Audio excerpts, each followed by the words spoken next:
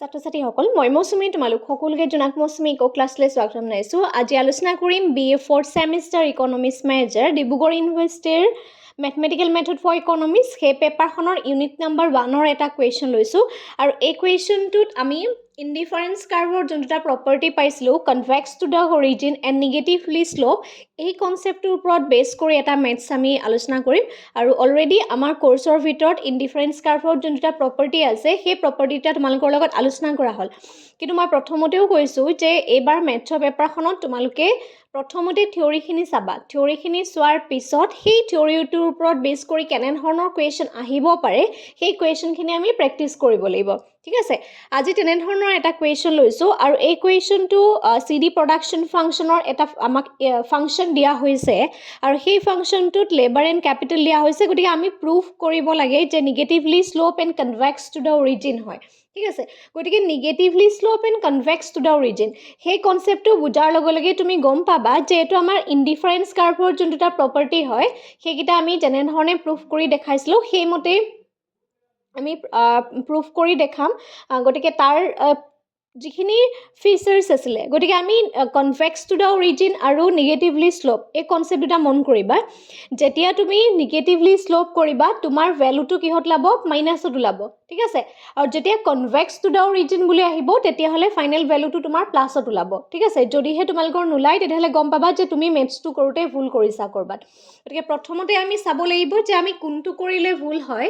সেই কথাটো যদি আমি আইডেণ্টিফাই কৰিব পাৰোঁ তেতিয়াহ'লে সেই ভুলটো আৰু নহয়। গতিকে সেইকাৰণে তোমালোকে সৰু সৰু কিছুমান কথা মন কৰিবা, সেইখিনি ইম্পৰ্টেণ্ট হয়। আৰু আদাৰৱাইজ যিমানখিনি প্ৰেক্টিছ কৰিবা সিমানেই নতুন নতুন কুৱেশ্যন পাবা আৰু প্ৰেক্টিছ কৰিলেহে তোমালোকৰ এই পেপাৰখনত এটা ভাল মাৰ্কছ স্ক'ৰ কৰিবা। যিহেতু এখন ষ্টেটিষ্টিক্সৰ পেপাৰ আছে, মই আশা কৰোঁ এই ছেমিষ্টাৰ তোমালোকৰ ৰিজাল্ট খুব ভাল হ'ব কাৰণ স্ক'ৰিং পেপাৰ। ঠিক আছে, এতিয়া চাম আমাক যোনটো ফাংচন দিয়া হৈছে সেই ফাংচনটো হৈছে for the given Cobb Douglas production function 3 Q equal to 3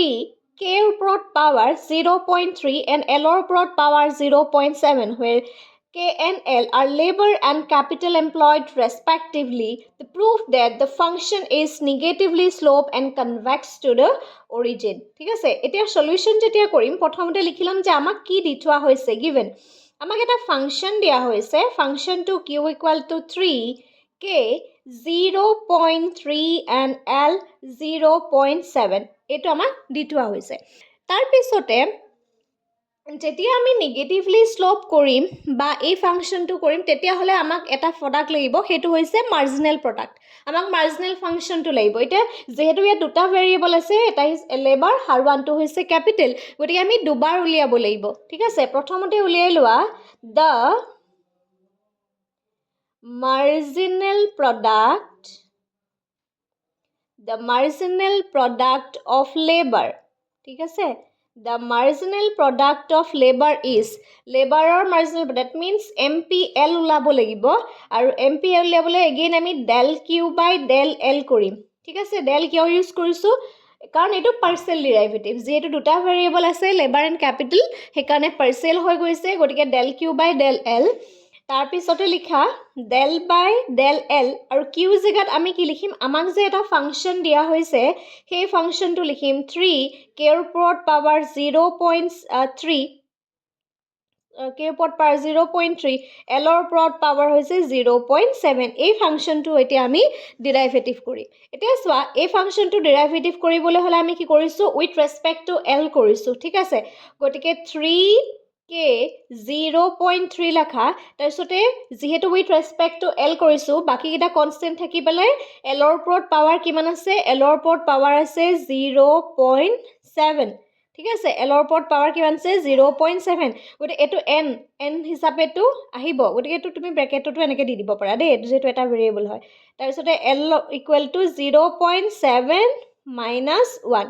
ঠিক আছে, গতিকে এই ফাংচনটো আমি এনেকৈ লিখিব পাৰোঁ 3K 0.3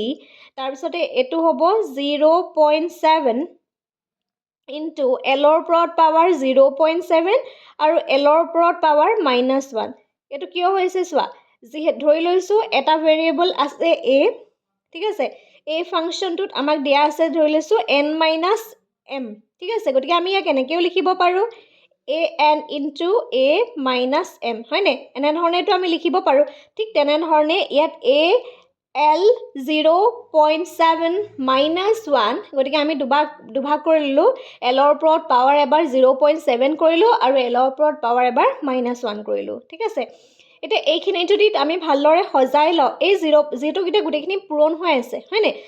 লগ লাগি আছে গতিকে 0.7টো আমি প্ৰথমতে আনি ল'লোঁ 0.7 প্ৰথমতে আনি ল'লোঁ গতিকে এইটো ব্ৰেকেট দি দিয়া ঠিক আছে তাৰপিছতে আছে 3 k 0.3 l ৰ ওপৰত পাৱাৰ আছে l 0.7 into l minus 1 ঠিক আছে এইটো লিখা 0.7 এতিয়া চোৱা 3k 0.3 into l 0.7 এইটোৱে কি বুজাইছে এই q ফাংচনটোৱে বুজাইছে গতিকে আমি ইয়াৰ ঠাইত 3k 0.3 l 0.7 ৰ জেগাত আমি ডাইৰেক্ট কি লিখিব পাৰোঁ ql minus 1 লিখি দিব পাৰোঁ ঠিক আছে সমান চিন এনেকৈ এইখিনিতে কৰিছোঁ 0.7 q এতিয়া L1 যে আছে L1 ৰ জেগাত আমি 1/L2 লিখিব পাৰোঁ নে নোৱাৰোঁ যিহেতু ইয়াত ওপৰত পাৱাৰ 1 আছে আকৌ সাইডত লিখি দিছোঁ চোৱা L ৰ ওপৰত পাৱাৰ -1 আছে গতিকে আমি এই মাইনাসটো তললৈ আনিলে 1/L হৈ যাব নে ঠিক আছে 1/L হৈ যাব আলটিমেটলি আমাৰ ভ্যালুটো হ'ব এই যেটো 0.7 q টো ওপৰলৈ লৈ যোৱা 0.7 q divided by L and this is the equation number 1 এটোক আমি equation number 1 বুলি ৰাখিলো এটা marginal product of labor ওলালে again same procedure apply কৰি আমি কি কৰিব লাগিব the marginal product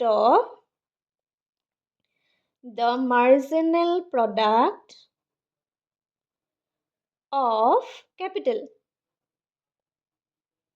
okay এবাৰ আমি marginal product of labor উলিয়াম এবাৰ আমি marginal product of capital উলিয়াম ঠিক আছে এতিয়া ইয়াত লিখিম mpk into del q by del k লিখিম কিয়নো with respect to k কৰিম del by del k ইয়াত q জেগা লিখিম 3 k 0.3 আৰু l ৰ জেগা লিখিম 0.7 ঠিক আছে তাৰপিছত চাবা এতিয়া চোৱা ইয়াত k with respect to k কৈছে 3 টো আগলৈ আহিব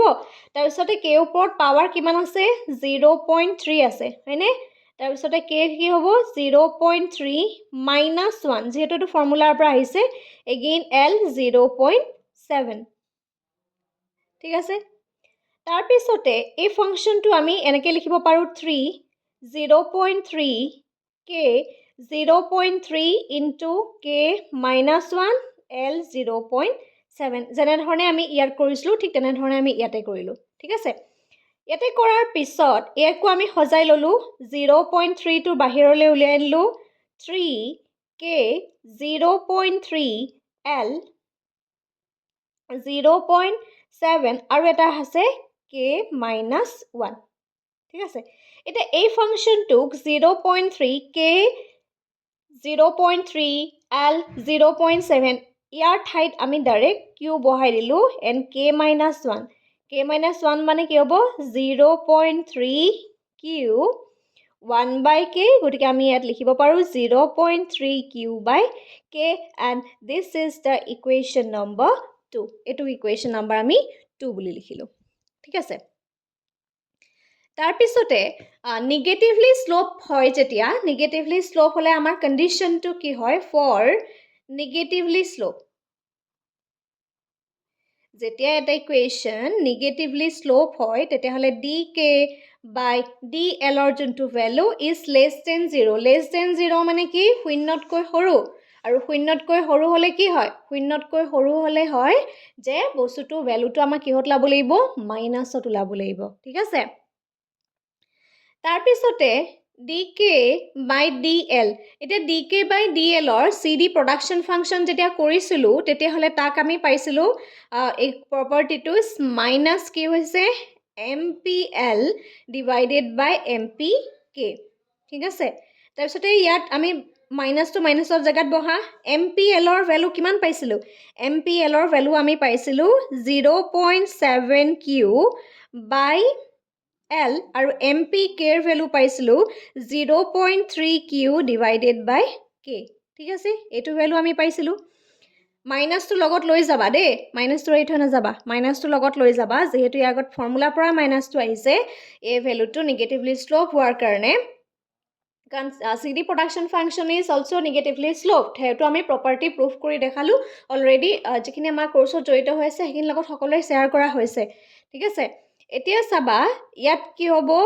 0.7Q ডিভাইডেড বাই L। এতিয়া যেতিয়া এইটো হৰণ হৈ আছে পূৰণ হৈ গ'লে কি হ'ব, আকৌ মই আৰু ডিটেইলছত কৰি দেখাইছোঁ চোৱা, 0.3Q ডিভাইডেড বাই কি হ'ব K, এইটো কি হৈ আছে হৰণ হৈ আছে হয়নে, হৰণটো পূৰণ হৈ গ'লে কি হ'ব 0.7Q ডিভাইডেড বাই L ইনটু ওপৰত কি আহি যাব আৰু তলত কি আহিব 0.3Q আহিব। এই কিউটোৱে কি হ'ব কেনচেল হৈ যাব আৰু আগত মাইনাছটো আহিব দেই, আগত মাইনাছটো আহিব। গতিকে আল্টিমেটলি আমাৰ যোনটো ভেলু ওলালে সেই ভেলুটো কি হ'ব মাইনাছ 0.7K ডিভাইডেড বাই 0.3L, ঠিক আছে, হুইচ ইজ, এতিয়া চোৱা হুৱেৰ কি হৈছে, এই দুইটা ইকুৱেশ্যনটোত যদি আমি চাওঁ তেতিয়াহ'লে দুইটা ইকুৱেশ্যনত আমি কি পালোঁ, ডেল কে বাই ডেল এলৰ দুইটাৰ ভেলু কিহত যিটো মাইনাছত আছে, ডেট মিনছ নিগেটিভলি শ্লোপ হৈছে। এতিয়া লিখি দিওঁ, ফাৰ্ষ্ট ইকুৱেশ্যনটো আমি প্ৰুভ কৰি দেখালোঁ। So' the given Cobb-Douglas function is negatively sloped. Okay, আমি ফাৰ্ষ্ট যিটো আমাৰ কাম সেই কামটো আমি প্ৰুভ কৰি দেখাই দিলোঁ। তাৰপিছতে আমাক আৰু এটা কণ্ডিশ্যন দিছে যে CD প্ৰডাকশ্যন ফাংচনটো কনভেক্স টু দ্য অৰিজিন হয়। মই চেম আৰু এটা পেজ লৈ লৈছোঁ যাতে তোমালোকক বুজাবলৈ সহজ হয়, ঠিক আছে। এতিয়া চাবা ছেকেণ্ড ইকুৱেশ্যনটোত কৈছে যে convex to the origin. Again আমি কি প্ৰুভ কৰিব লাগে, এগেইন আমি প্ৰুভ কৰিব লাগে যে ফৰ কনভেক্সিটি হ'বলৈ হ'লে ইকুৱেশ্যনটো d² K by DL² which is greater than 0, less than 0 নহয়, which is greater than 0, that means আমাৰ ভেলুটো কিহত লাব লাগে পজিটিভত ওলাব লাগে, ঠিক আছে। আমাৰ ভেলুটো কিহত লাব লাগিব পজিটিভত ওলাব লাগিব। এইটো এটা স্কোৱাৰ আছে, স্কোৱাৰ যেতিয়া আছে তাৰমানে আমি যোনটো ফাৰ্ষ্ট অৰ্ডাৰ যেতিয়া কণ্ডিশ্যন কৰি আহিলোঁ হয়নে, ধৰি লৈছোঁ এইটো ফাৰ্ষ্ট অৰ্ডাৰ কণ্ডিশ্যন, এইটো ছেকেণ্ড অৰ্ডাৰ কণ্ডিশ্যন, এনেধৰণেও তোমালোকে মনত ৰাখিব পাৰিবা, ঠিক আছে। যেনেধৰণে সুবিধা হয় তেনেধৰণে মনত ৰাখিবা। গতিকে এতিয়া আমি কৰিবলৈ হ'লে কি কৰিম, d² K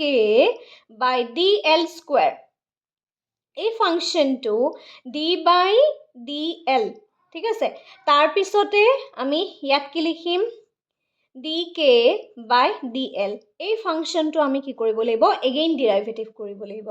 তাৰপিছতে চাবা d বাই DL, ঠিক আছে, d বাই DL, গতিকে এই dk বাই DLৰ যোনটো ভেলু হয় আমি ভেলুটো অলৰেডি ফাৰ্ষ্ট ফাংচনটোত উলিয়াই থৈ গ'লোঁ, দেখিছানে, ভেলুটো হৈছে মাইনাছ 0.7K 0.3L, ঠিক আছে। এই ফাংচনটোৱে আমি ইয়াত লিখিব লাগিব। গতিকে ইয়াত তুমি লিখা মাইনাছটো লগত লৈ যাবা দেই, থৈ গ'লে কিন্তু মানে আনচাৰটো নোলাব। 0.7K ডিভাইডেড বাই 0.3L, ঠিক আছে। এই ফাংচনটো আমি আকৌ ডিৰাইভেটিভ কৰিব লাগে।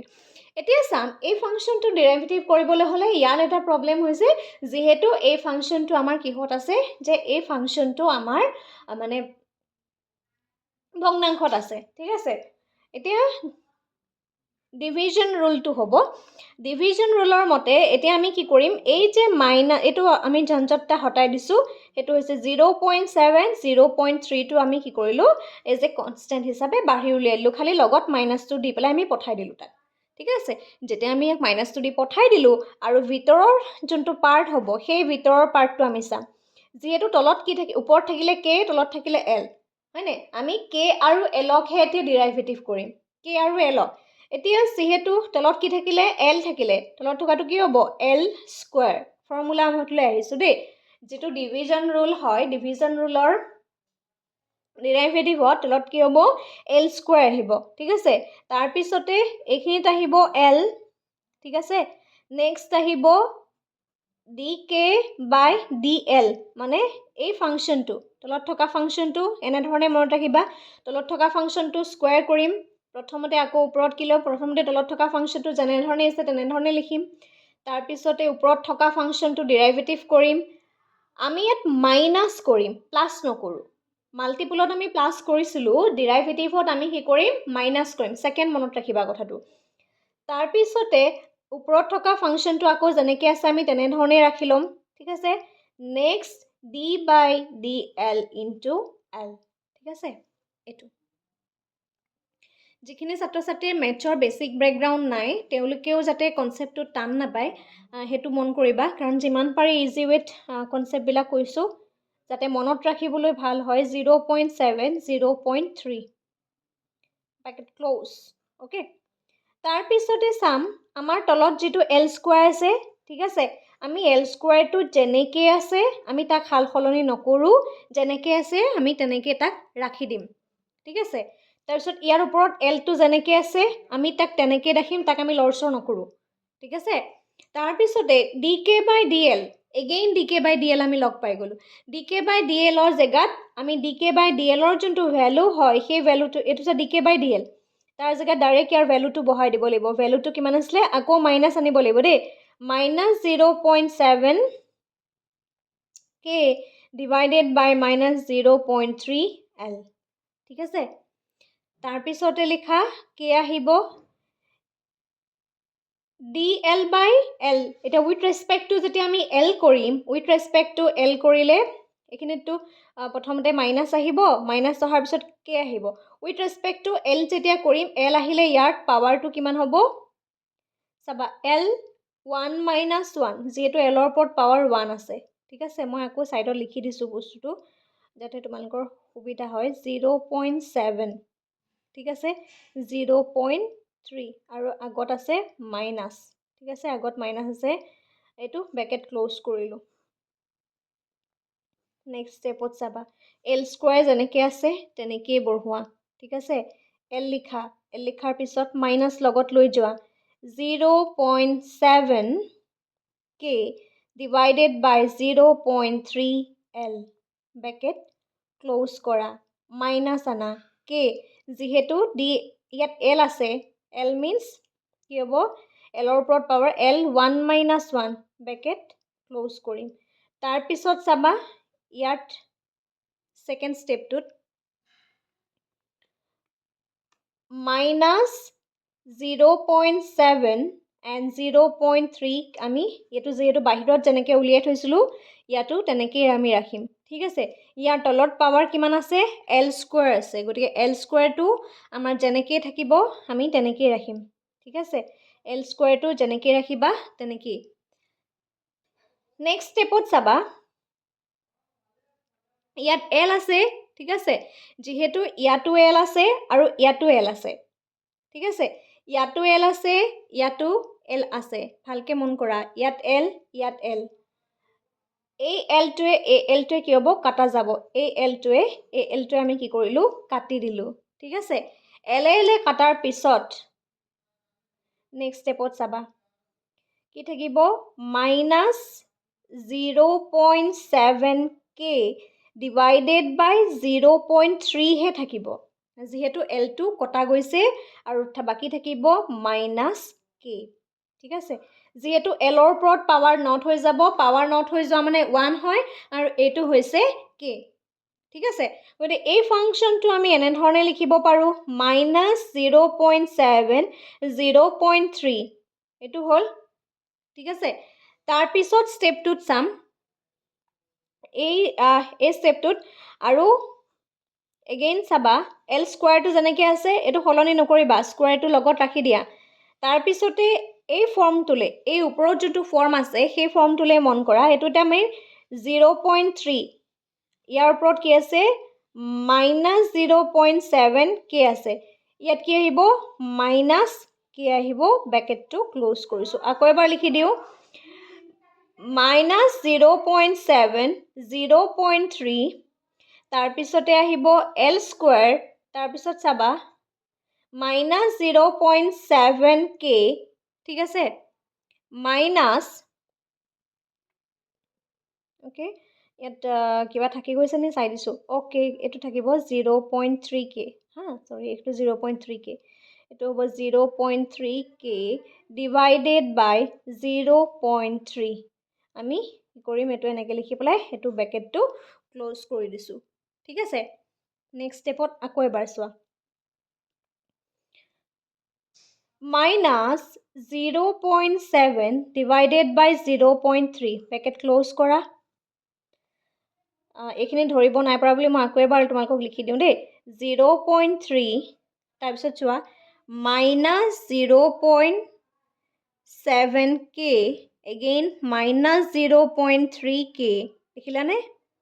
divided by L square divided by L square এতিয়া চোৱা minus 0.7K minus 0.1 তাৰ মানে কিমান হ'ব minus 1 হ'ব তাৰ মানে কিমান হ'ব minus 1K হ'ব